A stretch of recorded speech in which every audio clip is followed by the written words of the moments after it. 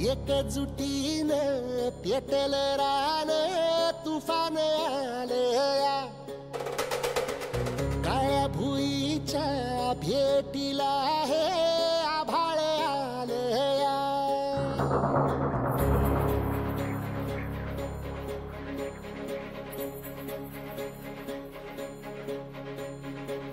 एकजुटीनं पेटलं रान तुफान आलया काळ्या भुईच्या भेटीला।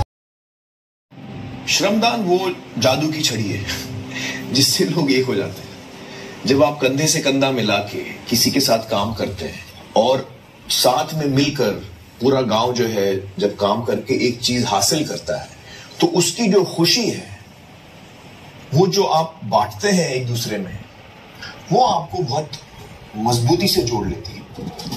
आता खरा प्रश्न होता की या कामासाठी लोक खरंच पुढे येतील?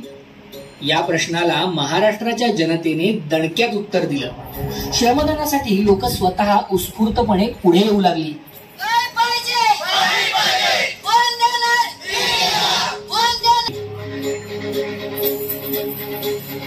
पहिल्यांदा सुरुवातीला गेलो तर आम्ही 3-4 होतो काम करायला। मग दुसऱ्या दिवशी 4 जण झालो, पाचव्या दिवशी 8 जण झालो आणि नंतर 15-12 आणि 3000 पर्यंत आम्ही गेलो। एकत्र घाम गाळत एकाच उद्दिष्टानं गाव शिवार भारावून गेली। की आपली एकेची ताकद काय असते तर इन्व्हेस्ट घरी जाणवं आम्हाला त्या ठिकाणी आलं। दुसरा अत्यंत जिकिरीचा प्रश्न म्हणजे मजुरीचा। गरजेच्या वेळी नेमके मजूर उपलब्ध नसल्याने शेतातील महत्वाची कामं वेळेवर करणं एकट्या शेतकऱ्याला शक्य होत नाही आणि त्यामुळे मोठं नुकसान होतं। गटातील शेतकऱ्यांनी मात्र एकमेकांच्या शेतात आळीपाळीने काम करून म्हणजेच इर्जित करून हा प्रश्नही एकत्रितपणे सोडवला। सोयाबीन सोंगायच्या वेळेस आमच्याकडे मजूरच नव्हता, तर मग गटानं ठरवलं की बाबा चला आपण ज्याचं तडकत आहे, ज्याचं नुकसान होऊन राहिलंय ते आपण एकत्र येऊन काढलं पाहिजे। पैसे लागले नाही सोंगायला आणि नुकसान पण झालं नाही, असे दुहेरी फायदा इर्जिकमुळे झाला। इर्जिक जर केली तर आपण सर्व घरची शेती म्हणूनच व्यसनी करू। जशी तुमची मजुरी वाचेल तशी माझी वाचेल। 1 रुपया घरामधून गेला नाही कोणालाच, ते आपल्या वावरात आपण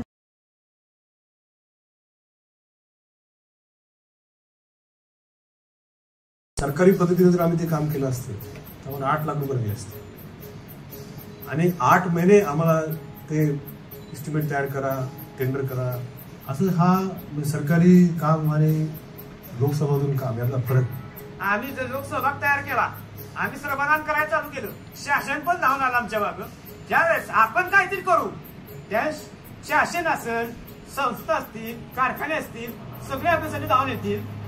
हे आम्हाला पाणी फाउंडेशन मुळेच कळालं। पुढील 4 वर्षांमध्ये गावकरी करत होते।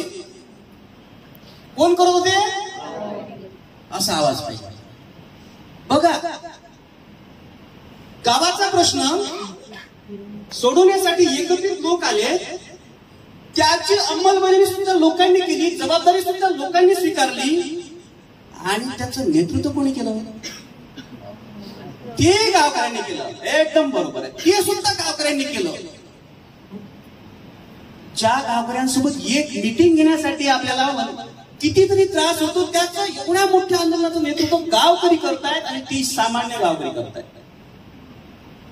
नेतृत्व सुद्धा गावकरी करतायत। एवढ्यावर थांबले का ते? नाही।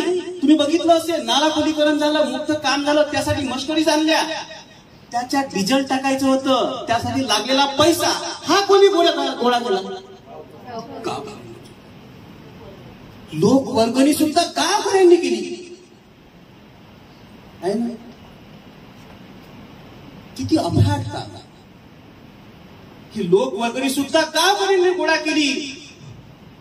10-20 पैसे नाही, लाखांना वर्गणी जमा केली आणि हे काम घडवून आणलं।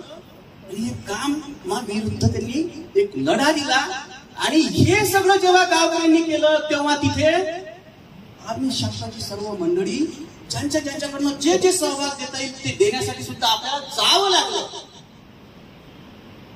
आपण सुद्धा तिथे गेलो आणि आपण एक सहाय्यक म्हणून मदत केली आणि आपणच केली का नाही तर कोणी किती कोण आला होता तिथे?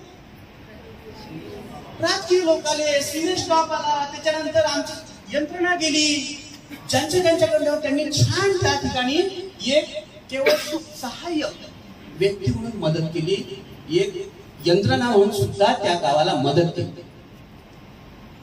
बरोबर आहे. आणि उद्या मी तुझ्या शेतात येतो अशा पद्धतीने त्यांनी मजुरीवरचा खर्च कमी केला. अजून काय केलं होतं? एसओपीचा वापर केला होता. आज एसओपी हा शब्द सामान्य शेतकऱ्याला सुद्धा माहिती आहे की शेतीच्याही एसओपी असतात. त्या एसओपीचा वापर त्यांनी प्रत्यक्षात त्यांच्या शेतामध्ये केला. त्याच्यामुळे त्यांच्या खर्चात घट झाली आणि उत्पादनात वाढ झाली. काहींचं उत्पादन दुपटीनं वाढलं तर काहींचं उत्पादन तिपटीनं सुद्धा वाढलं. चिखलदऱ्याचे एक शेतकरी दाखवले, चंदर भाऊ म्हणून होते. किती क्विंटल घेत होते ते आधी सोयाबीन? 3-4 क्विंटल पर्यंत.